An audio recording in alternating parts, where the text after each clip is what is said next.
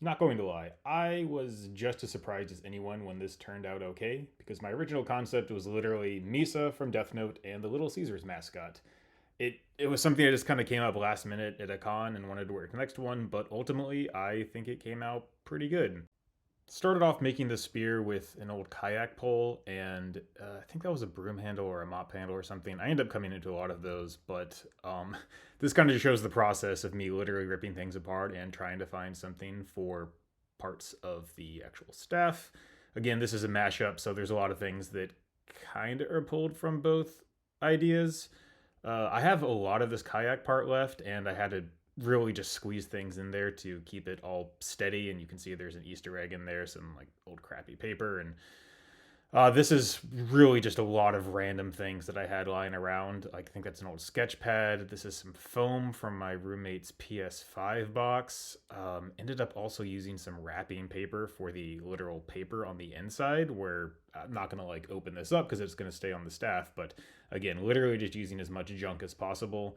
Ended up creating a base with the kayak wrapping to give it some sort of structure, but eventually added the paper on top to make it a little bit more rustic. I really should have gone outside initially with this because the fumes started to smell really bad in my basement. So that's me going out doing this. Once I got the book on and actually wrote Death Note on it, this is what the most of the end project looks like. Had to get back and started on the skirt. This, or rather tunic, this took the longest time because I kept changing the design. I ended up making some pleats and sewing them in a couple of different areas, and then pleating the whole skirt. I think this was an old pair of sweatpants and a sweatshirt from high school, actually, but you can see kind of like the logos from my old tennis team on there. But ended up working out.